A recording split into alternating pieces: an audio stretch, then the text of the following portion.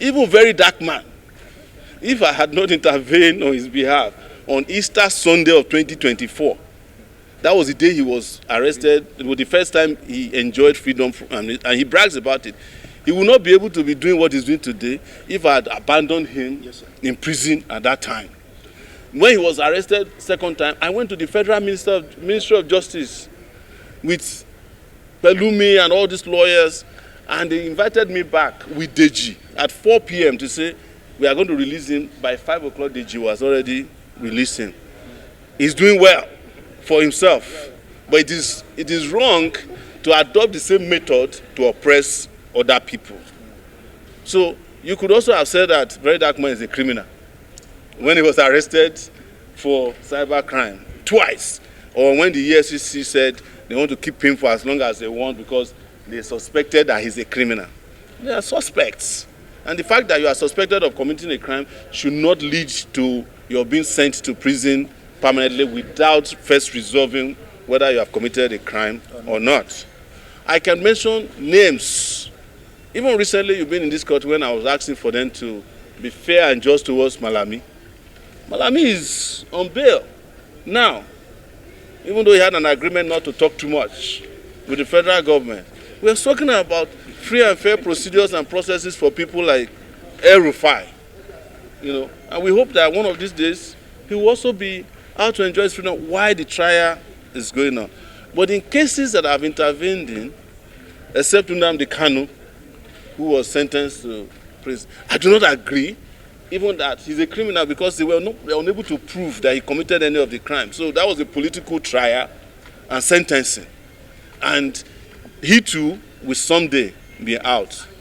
Contextually, I don't agree that somebody who is fighting for self-determination is a criminal. Otherwise, we could have called Nelson Mandela a criminal.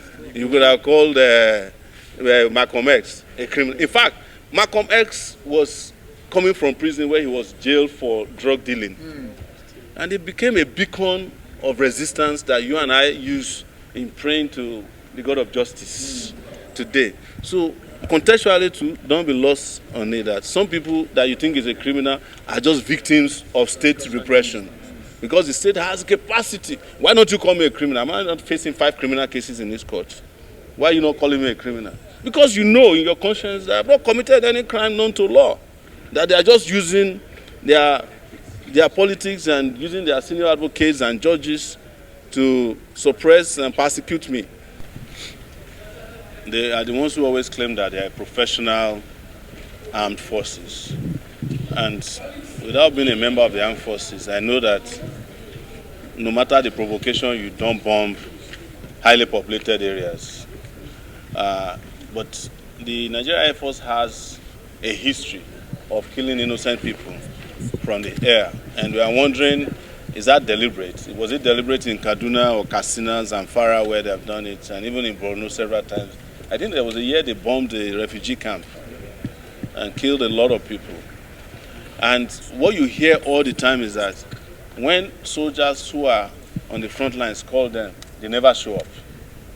But they only show up to bomb highly populated areas. So there's something wrong with our armed forces in the way they are prosecuting the war against banditry and terrorism. If you have intelligence that these terrorists are in the market and you are professional, what you do is to follow them back to where they came from, to the market. How is it that they never bombed the terrorist housing estates inside Sambisa? It's only when they go out that you bomb them and you kill innocent people. So that tells you something. And if you know they are in the market, what happened to the ground troops who are supposed to ambush them and take care of their movement?